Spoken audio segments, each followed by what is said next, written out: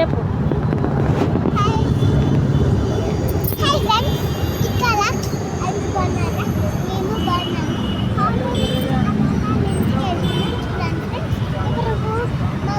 వచ్చేస్తుంది, ఎక్కేస్తాము.